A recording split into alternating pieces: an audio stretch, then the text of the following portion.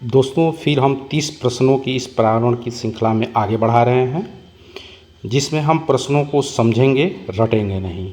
तो हम लोगों का पहला प्रश्न है कि निम्नलिखित में से कौन सा कर्म पारिस्थितिकी तंत्र में ऊर्जा प्रवाह के संबंध में सही है। यानी ऊर्जा का प्रवाह हम जानते हैं कि उत्पादक से सीधे उपभोक्ता की तरफ होता है, और उत्पादक और उपभोक्ता दोनों को अपघटक होते हैं, नष्ट करते हैं। जैसे अगर उत्पादक यानी पेड़ पौधे भी मृत्यु होने के बाद अपघटक द्वारा विघटित हो जाते हैं, और मांसाहारी जीव या शाकाहारी जीव, जैसे हम चित्र में देख रहे हैं, या शाकाहारी जीव हो या मांसाहारी जीव हो या हरे पादप हो, सभी अपघटक द्वारा नष्ट कर दिए जाते हैं और सीधे सभी अजैविक घटक के रूप में परिवर्तित हो जाते हैं। और अजैविक घटक फिर हरे पादप लेके फिर इसको इस पारिस्थितिकी तंत्र में डाल देते हैं। इस प्रकार ये प्रक्रिया हमारी चलती रहती है। तो ये इसमें देखेंगे, जानते हैं कि सबसे पहले हमारा उत्पादक ही होगा, तो ये हमारा ए ऑप्शन हो सकता है, या हमारा बी हो सकता है, या ये हो सकता है, ये हो सकता है, या सी हो सकता है। उसके बाद क्या आता है, उत्पादक को उपभोक्ता खाएगा, फिर अपघटक लेता है। यानी इसका उत्तर हमारा सी होगा कि पारिस्थितिकी तंत्र में सबसे पहले उत्पादक आते हैं, फिर उपभोक्ता, उसके बाद अपघटक होते हैं। अगला हमारा है, इसमें से कौन सा मानव पर्यावरण का एक घटक नहीं है। यानी मानव के द्वारा जो पर्यावरण बनाया जाता हो उसमें कौन सा घटक नहीं है। भूमि, धर्म, समुदाय, परिवार। हम जानते हैं कि मानव से जुड़ा हुआ धर्म भी जुड़ा हुआ है, समुदाय भी जुड़ा हुआ है, परिवार जुड़ा हुआ है, लेकिन भूमि मानव पर्यावरण नहीं, प्राकृतिक पर्यावरण का हिस्सा होता है। तो इसका उत्तर होगा हमारा एक, भूमि जो होता है मानव पर्यावरण नहीं, भौतिक पर्यावरण से जुड़ा हुआ है।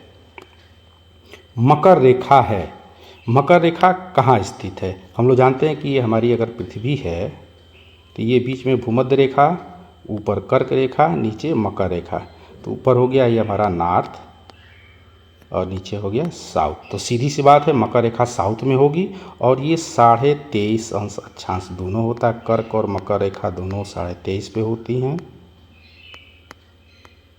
ये दोनों सही होती हैं। तो यानी मकर रेखा जो हमारी पृथ्वी पे साउथ में 23.5 डिग्री पे होती है। अगर यही पूछेगा कि कर्क रेखा क्या है तो 23.5 डिग्री नॉर्थ होगा, और मकर रेखा पूछेगा तो 23.5 डिग्री साउथ होगा। तो हमारा मकर रेखा पूछ रहा है, तो ऑप्शन में देखते हैं ए 23.5 डिग्री तो हुआ नहीं, 23.5 डिग्री नॉर्थ बुध है, ये भी होगा नहीं, 23.5 साउथ कह रहा है, तो ये इसका उत्तर हमारा सी होगा। यानी मकर रेखा 23.5 डिग्री साउथ है, और कर्क रेखा हमारी 23.5 डिग्री नॉर्थ होता है, और बीच वाली हमारी रेखा 0 होती है जो कि भूमध्य रेखा होती है।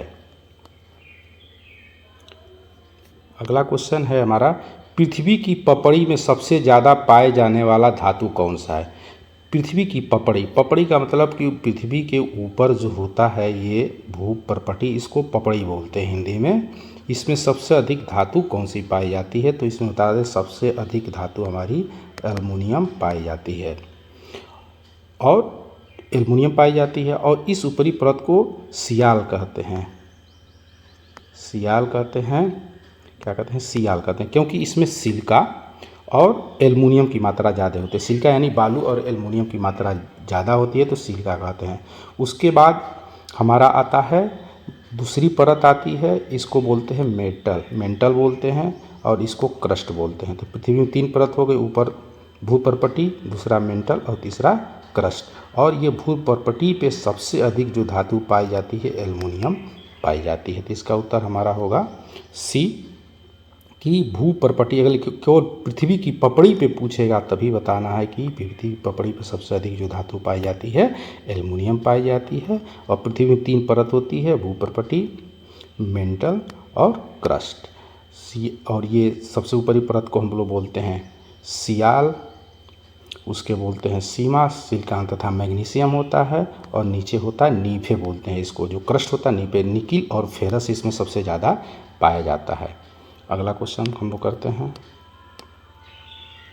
महासागर पृथ्वी पृष्ठ पर लगभग कितने भाग को आवृत करता है। यानी पृथ्वी पर ये महासागर कितने भाग पे स्थित है। जो पिछले क्वेश्चन में बताया था कि महासागर जो होता है 71% पे पानी है, तो 71% लगभग कितना होगा, मान लीजिए 75% के पास है, तो 75% का मतलब क्या हुआ, ये हिस्सा हो गया 3 हिस्सा, यानी मैंने जैसे बताया था। तो गणित में जानते हैं कि 3 हिस्सा भरा है और 3/4 ये पूरे हिस्से को ले लेते हैं। जैसे मैथ का भी क्वेश्चन है फ्रैक्शन का, उससे हम लोग कर सकते हैं कि 3/4 हिस्सा हमारा क्या है, पानी है। तो इसका उत्तर हमारा होगा महासागर पृथ्वी पे 3/4 भाग को आवृत किए हुए है। भारत के सबसे पुराने पहाड़ कौन से हैं? भारत में अनेक पहाड़ हैं, देख ही रहे हैं, लेकिन सबसे पुराना पहाड़ पूछ रहा है पश्चिमी घाट। भारत का नक्शा ऐसे जल्दी से ऐसे ड्रा करते हैं। ये हमारा रहा पश्चिमी घाट। सतपुड़ा, ये बीच में सतपुड़ा पहाड़ी हो गया। ये अरावली राजस्थान और ये हमारा गुजरात से लेके दिल्ली तक ये जाता है, ये अरावली हो गया।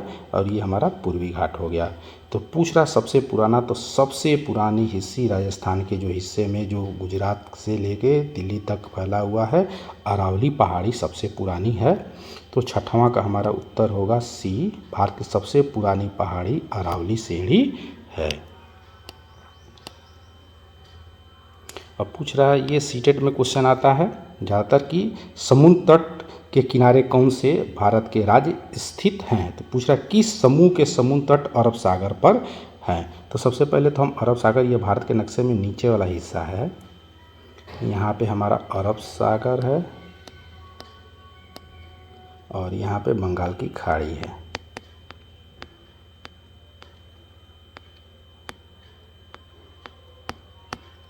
ये हमारी बंगाल की खाड़ी है। अब पूछ रहा है कि अरब सागर के तट के, अरब सागर इस तट पे कौन कौन से राज्य स्थित हैं। तो हम चलते हैं आंध्र प्रदेश। आंध्र प्रदेश तो इधर है, तो ये तो बंगाल खाड़ी पर नहीं होगा, तो ये हमारा ऑप्शन कट गया। केरल, हाँ केरल यहाँ पे स्थित है। कर्नाटक, हाँ ये कर्नाटक स्थित है। पश्चिम बंगाल, पश्चिम बंगाल हमारा यहाँ पे है, तो ये भी ऑप्शन नहीं होगा। तमिलनाडु, यहाँ पे तमिलनाडु है, ठीक है, इसके तट पे है। आंध्र प्रदेश नहीं होगा क्योंकि आंध्र प्रदेश यहाँ होगा, तो ये भी ऑप्शन नहीं होगा। कर्नाटक, देखिए कर्नाटक है, केरल है और यहाँ पे हमारा गुजरात है। तो इसका उत्तर हमारा डी होगा कि इसका उत्तर हमारा डी, ये कर्नाटक, केरल और गुजरात। ये हमारा कर्नाटक है, ये केरल है और ये हमारा गुजरात, जो हाल ये से हिस्सा बना हुआ है, ये गुजरात का हिस्सा है। ये हमारे अरब सागर तट पे स्थित हैं। रेड डाटा बुक सम्मिलित है। तो हम रेड डाटा बुक के बारे में हम लोगों ने पहला पढ़ा है कि IUCN के द्वारा रेड डाटा बुक निकाला जाता है, जिसमें जो विलुप्त जीव होते हैं या संकटग्रस्त जीव जो होते हैं या सुभेद जीव, जिसमें जो कि जिनका जीवन संकट में होता है, उनके बारे में डाटा बनाता है और IUCN के द्वारा इसको निकाला जाता है, जो कि पिछले वीडियो में IUCN के बारे में मैंने पूरा डिटेल बताया। तो इसमें किसका होता है, सम्मिलित होता है, विलुप्त हो रहे जीव या सुभेद्य जीव या आपत्तिग्रस्त जीव या इनमें सभी। तो हम जानते हैं कि इनमें सभी जीवों को क्या किया जाता है, शामिल किया जाता है रेड डाटा बुक में। ये बहुत क्वेश्चन फेवरेट है, हमेशा भी आता रहता है कि भोपाल गैस त्रासदी किस गैस के कारण हुई थी। Chlorofluorocarbon, carbon dioxide, nitrous oxide या मिथाइल आइसोसाइनेट।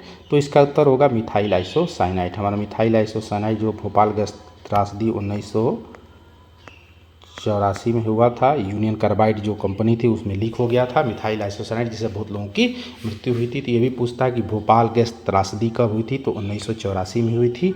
और कौन सा गैस निकला था, मिथाइल आइसोसाइनाइड इसमें से निकला। तो हरित गृह प्रभाव द्वारा पृथ्वी पर कौन सा रेडिएशन उत्पन्न होता है। सबसे पहले हम हरित गृह प्रभाव को समझते हैं। सबसे पहले मान लीजिए हमारी ये पृथ्वी है, ये हमारी पृथ्वी है और पृथ्वी पे चारों तरफ अनेक गैसें हैं। मान लीजिए अनेक, इन गैसों को दिखा देने कि मान लीजिए ये अनेक गैसें, यहाँ पे पृथ्वी के चारों तरफ अनेक गैसों की परत बनी हुई है, जो जिसमें सबसे अधिक नाइट्रोजन गैस है, उसके बाद हमारा ऑक्सीजन आता है, उसके बाद आर्गन होता है, सभी गैसें हैं। तो अब सूर्य का प्रकाश जब इस पृथ्वी पे आता है, यहाँ से सूर्य का प्रकाश अगर पृथ्वी पे से आ रहा है, ऊपर से सूर्य का प्रकाश जब आता है, ये लघु तरंगों के रूप में आता है और ये जब परिवर्तित होता है तो दीर्घ तरंगों के रूप में आता है। और ये जो गैसें होती हैं, ये गैसें इस पृथ्वी, जो सूर्य की गर्मी है, इसको रोकती रहती हैं, जिससे पृथ्वी हमारी गर्म बनी रहती है। लेकिन जब ये गैसों की मात्रा ज़्यादा हो जाएगी, खासकर CO2 की मात्रा अगर ज़्यादा हो जाती है, यानी कार्बन डाइऑक्साइड की मात्रा ज़्यादा हो जाती है तो ये गैसें बाहर नहीं जाने पाती हैं और पृथ्वी धीरे धीरे गर्म होने लगता है और यही प्रक्रिया कहलाता है हरित गृह प्रभाव। तो पूछ रहा है कि हरित गृह प्रभाव द्वारा पृथ्वी पर कौन सा रेडिएशन होता है? UV radiation, ultraviolet, gamma radiation, X किरण रेडिएशन, इंफ्रा रेडिएशन। तो इसका उत्तर होगा हमारा डी, इंफ्रारेड रेडिएशन जो होता है हरित गृह प्रवाह के, यानी जब यह प्रकाश इसके अंदर चला जाता है तो ये वापस नहीं जा पाता है तो इंफ्रारेड रेडिएशन ज़्यादा बढ़ जाता है जिससे ज़्यादा गर्मी होती है। जैसे सूर्य के प्रकाश में हम लोग देखते हैं कि केवल सूर्य का प्रकाश में केवल दृश्य प्रकाश ही नहीं होता है, बहुत से अदृश्य प्रकाश भी होते हैं जिसका जैसे एक्स रे जो रे चलती है वो भी सूर्य के प्रकाश में होता है। इंफ्रारेड हो गया, अल्ट्रा वायलेट हो गया, गामा किरणें हो गई जिसको हम लोग देख नहीं सकते हैं, जिसमें इंफ्रारेड रेडिएशन होता है जो रिमोट में भी हम लोग यूज करते हैं टीवी चालू करने में, उस रेडिएशन का ये हमारी पृथ्वी को गर्म कर देता है। तो हरित गृह प्रभाव द्वारा पृथ्वी पर कौन सा रेडिएशन होता है? तो हमारा इंफ्रारेड रेडिएशन होता है, इसको हम लोग याद कर लेंगे। स्मॉग किसका संयोजक है? स्मॉग ये भी पूछता है, एक प्रदूषक होता है, द्वितीयक प्रदूषक ये भी पूछ सकता है कि स्मॉग क्या है, तो ये द्वितीयक प्रदूषक होता है, ये हमारा द्वितीयक प्रदूषक है। द्वितीयक प्रदूषक का मतलब जो एक प्रदूषक होने के बाद उसी प्रदूषक से दूसरा प्रदूषक बन जाता है। ये समझिए कि प्रदूषक मिलके जो प्रदूषक बनाते हैं वो द्वितीयक प्रदूषक होते हैं, स्मॉग होता है। स्मॉग में निकल रहा है स्मॉग, यानी स्मोक माने धुआं और मोग में फॉग, यानी धुआं और फॉग मिला के स्मॉग बनता है। तो इस पूछ रहा है कि स्मॉग किसका संयोजक है? हवा और जल का, तो धुआं तो है नहीं, पानी और धुआं का, आग और पानी का, धुआं और कोहरे का। तो इसका उत्तर हमारा होगा धुआं और कोहरा। कैसे? स्मोग में कैसे निकल रहा है? स्मॉग, और स्मोक माने धुआं, ओग निकल रहा है, फॉग निकल रहा है, इस फॉग स्मोक में फॉग निकल रहा है, फॉग में कोहरा होता है। तो स्मॉग में धुआं और कोहरा जब मिल जाता है तो ये एक प्रकार का प्रदूषक बनता है जिसको हम लोग स्मॉग कहते हैं। तो हम देख रहे हैं कि धुआं एक तरह का प्राथमिक प्रदूषक है और इस कोहरा से जब मिल जाता है तो द्वितीयक प्रदूषक बन जाता है। तो ये भी पूछता है कि स्मॉग क्या है, तो द्वितीयक प्रदूषक है और किससे बनता है? धुआं और कोहरा से मिला के ये हमारा बनता है। चंद्रप्रभा वन्यजीव अभयारण्य किस जनपद में स्थित है? तो इसमें कुछ जाने वाली चीज़ है नहीं। चंद्रप्रभा हमारा ये लखीमपुर खीरी, चंदौली, लखनऊ, वाराणसी, तो हमारा ये चंदौली में स्थित है, चंदौली जनपद, इसी में हमारा चंद्रप्रभा वन्यजीव अभयारण्य स्थित है। हमारे देश में वन महोत्सव कब मनाया जाता है? तो हम जानते हैं कि 2 अक्टूबर, 1 जुलाई, 10 अगस्त, 1 दिसंबर। तो हम जानते हैं कि जुलाई महीने में वन महोत्सव मनाया जाता है। तो हमारे देश में वन महोत्सव 1 जुलाई से 7 जुलाई तक मनाया जाता है, जिसको हम लोग याद कर लेंगे। भारत के प्रथम मुख्य न्यायाधीश, हम जानते हैं कि सर्वोच्च न्यायालय होता है, उसमें मुख्य न्यायाधीशों की हर बार मुख्य न्यायाधीशों का चुनाव होता है। चुनाव क्या होता है? लोक कोलिजियम होता है, उसी के हिसाब से मुख्य न्यायाधीश चुने जाते हैं लोग। हमेशा पहले सबसे वरिष्ठ न्यायाधीश को चुना जाता था, लेकिन बाद में कुछ वरिष्ठ न्यायाधीशों को हटा के न्यायाधीशों को मुख्य न्यायाधीश बनाया गया। तो सबसे पहले प्रथम मुख्य न्यायाधीश कौन बने थे? तो हमारे ये हीरा लाल जे कनिया थे। तो याद कर लीजिए, हीरा लाल से याद कर लीजिए कि मुख्य न्यायाधीश जो होता है हीरा जैसे होता है, तो वो हीरा लाल थे, भारत के प्रथम मुख्य न्यायाधीश। निम्नलिखित में से कौन अचल जीव का उदाहरण है? मतलब कि अचल का मतलब ऐसा जीव, जैसे हम लोग जीव हैं तो हमेशा चलते रहते हैं, इधर उधर चलते रहते हैं, लेकिन कौन सा जीव अचल है? जीव तो है लेकिन चलता नहीं है, पेड़ पौधे से नहीं, जीव जो जीव होता है जो चलता नहीं है, लीच यानी जोंक, काइटन, इकर्नस और यूप्लेक्टेला।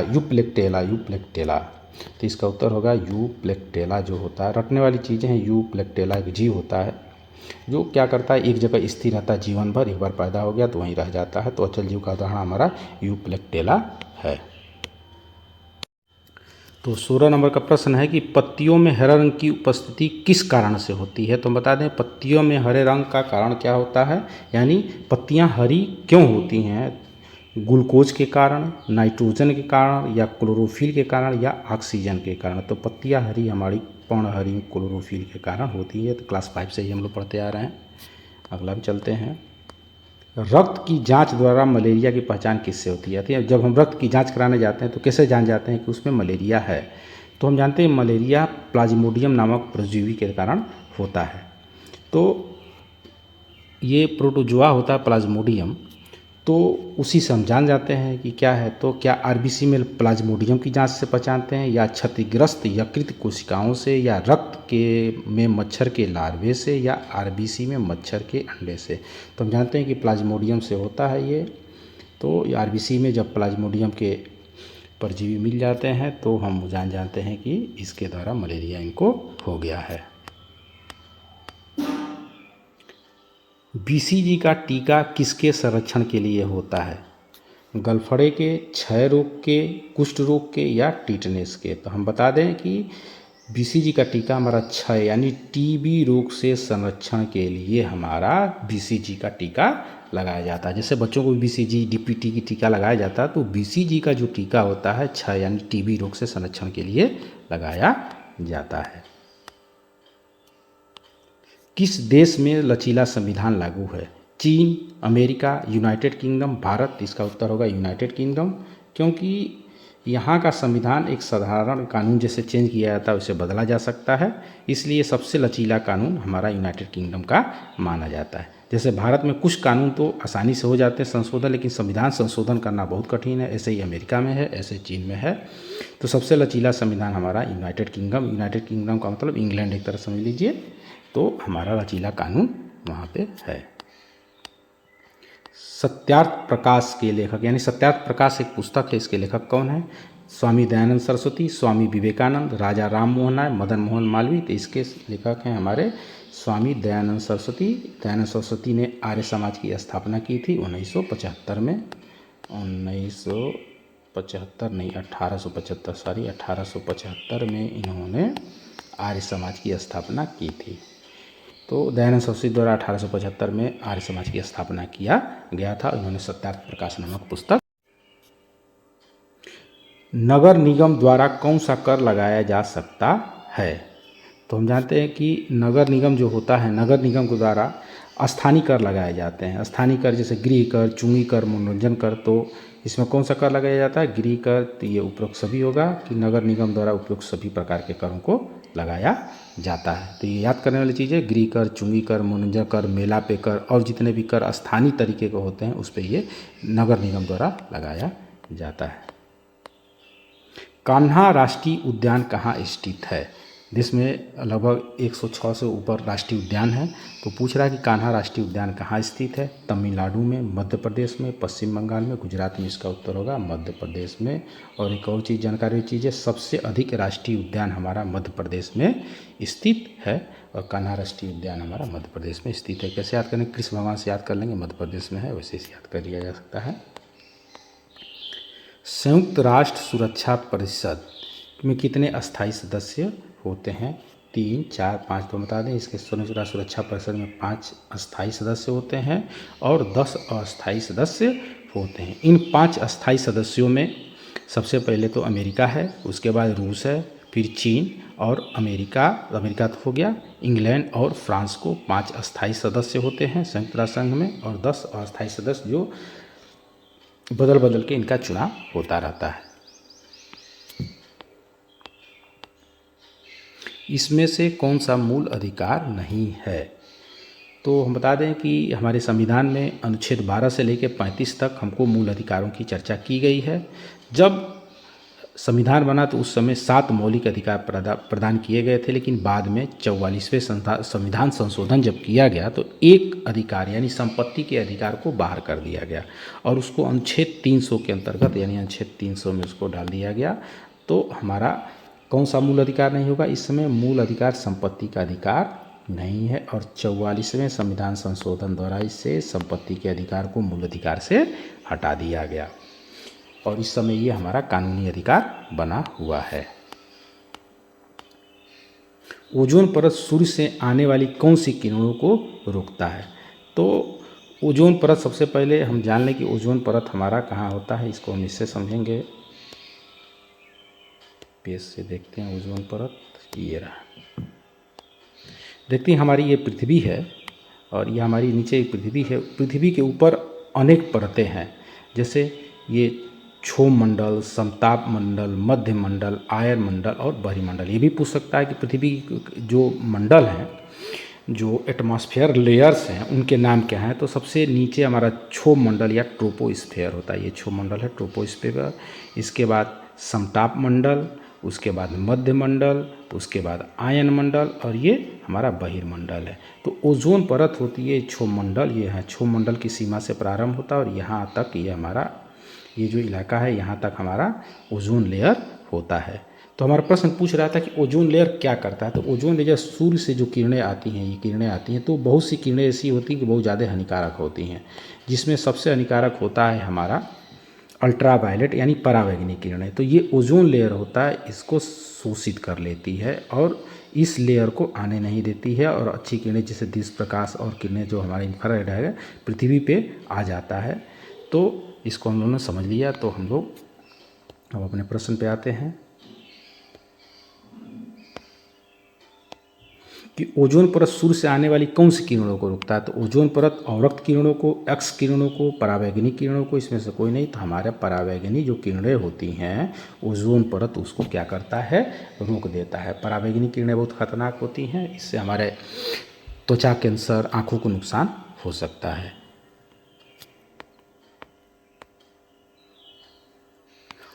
अमोनिया और किसकी क्रिया से यूरोट्रापिन प्राप्त होता है? एसीटोन, एसिटिल्डिहाइड, फॉर्मेल्डिहाइड, एसिटिक अम्ल। तो इसका उत्तर होगा फॉर्मेल्डिहाइड। रटने वाली चीज़ें हैं, इतना केमिस्ट्री में अंदर तक हमको जाना नहीं है। फॉर्मेल्डिहाइड और अमोनिया की क्रिया से यूरोट्रापिन प्राप्त होता है।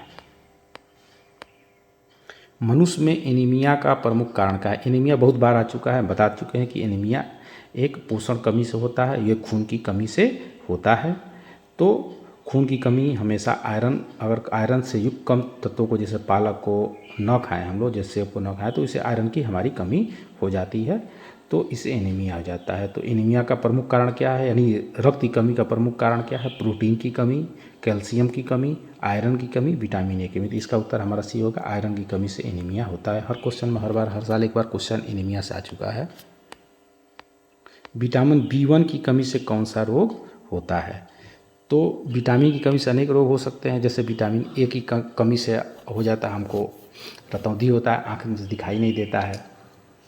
विटामिन B1 बी बहुत से होता है, B1 से लेके B12 तक होता है। तो जो B1 होता है उससे हमारा बेरी रोग होता है। अब पूछा कि स्कर्वी क्या होता है? ये स्कर्वी विटामिन C की कमी से होता है। रिकेट्स विटामिन D की कमी से होता है। ये पेलाग्रा विटामिन B3 की कमी से होता है। इनके अलग अलग नाम भी है विटामिन के, उसको हम अगले क्वेश्चन में देखेंगे। लेकिन ये बेरी जो रोग होता है हमारा, ये बेरी जो होता है विटामिन B1 की कमी से होता है। निम्न में कौन सा पर्यावरण का भौतिक घटक नहीं है, यानी भौतिक चीज़ें नहीं है?